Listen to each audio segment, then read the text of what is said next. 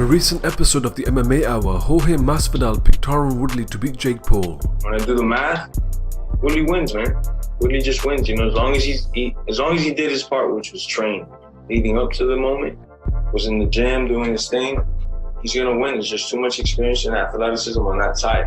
I think Jake's a good athlete, but Woodley's a different type of athlete. Jake Paul recently reacted to Jorge Masvidal picking Tyron Woodley over him, and here's what he had to say.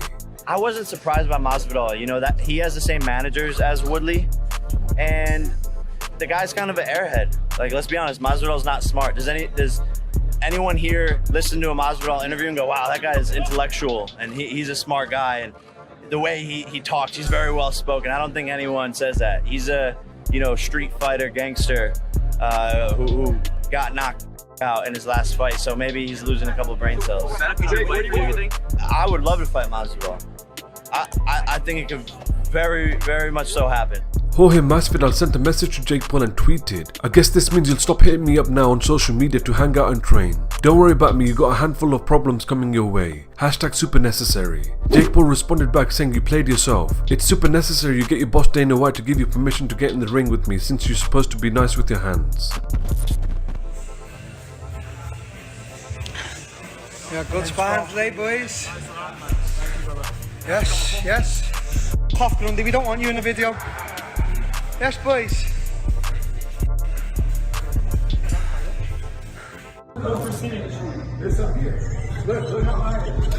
50% for how long?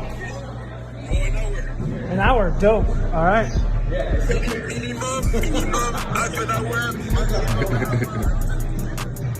Michael Bisping on the Believe in Me podcast gives his thoughts on Tyron Woodley's chances against Jake Paul. I honestly just don't know. I really don't know. It's not that I'm sitting on the fence, but I could see it going either way. The thing is, what Tyron Woodley are we going to get? I mean, this is what it all comes down to. You know, I say it all the time, don't I? This is... Yeah, of course, it's a physical sport, but the mind controls everything. Where is Tyron Woodley's mind? On the flip side, we know where Jake Paul is. Jake Paul's undefeated. He's young. He's rich. He's got everyone swinging off his nuts. His confidence is through the roof. He just knocked out Ben Askren in his last one. And even though I was the only person that picked Jake Paul and I don't know why that was. I think maybe a lot of people just did it because they felt they had to go with the UFC guy. I don't know what it was, but I was like, Ben can't fight, but one thing, but what Ben has though, because I'm not trying to get on Ben. No, if you take grappling out of it, Ben can't fight. He's not a skilled striker. It's not a criticism to Ben. I'm not trying to criticize Ben, but he just can't. He can't box, you know. And it was a boxing fight. I was like, I don't see him winning that. But one thing that Ben always did have up until the Jorge Masvidal fight was a good chin. You know, he wasn't getting knocked out. He took Robbie Lawler's best shots and went in there with many, many good strikers as well over the years, and he was always able to not get knocked out. Well, Jake Paul knocked him out with one shot, so he's definitely got the power. You know what I mean? And Tyron Woodley, I don't know. I mean, he's saying all the right things. When you see the interviews with him, and when you look at him on Instagram and you see the training footage, he seems to have the correct approach. And I know that Tyron wants to use this as a springboard to becoming, you know, a full-time boxer. I mean, if he goes out there, beats Jake Paul on Showtime, given the level of notoriety and fame that Tyron already has in combat sports world, there's a good potential. I don't know, maybe they have offered him a multi-fight deal, but if they haven't, if he goes out and beats Jake, there's a good potential that they offer him one. So he's saying all the right things, he's doing all the right things, but he lost his last 4 in a row. He's also pushing 40. Jake Paul's 24. He's taller, he's got the longer reach, he's hungry, and he's undefeated. And yes, he's only had 3. But still, he's undefeated. He feels that he can't be beaten. And whereas Tyron Woodley, well, he knows he can be because he has been in his last 4 professional fights. I wouldn't have been ready to change my diet to make weight. Anyways, I got to get on steaks and eat cheeseburgers and hot chicken wings. I feel like I'm on that show. Carolina Reaper, Ghost Pepper, whatever.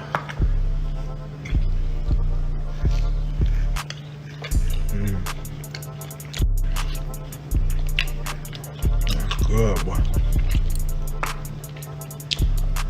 They don't get ranch on the show, huh?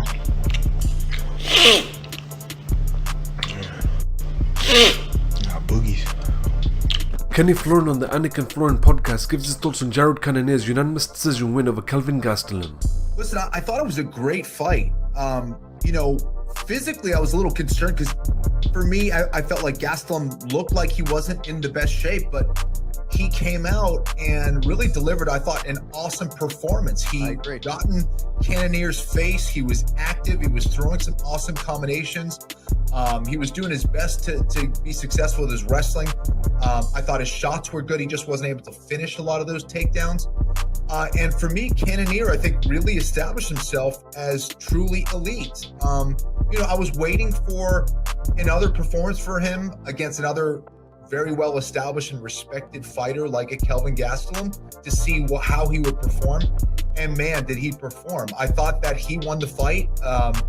For anyone who thought maybe it went the other way, I thought it was pretty clear for Cannonier. Yeah. I thought his striking was awesome. I thought he showed tremendous patience.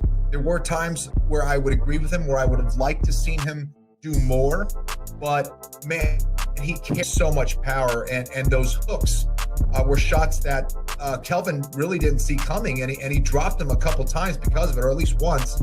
And you don't see a whole lot of guys dropping Kelvin Gastelum, and even fewer who are able to knock him out. So I thought it was a very technical and exciting fight.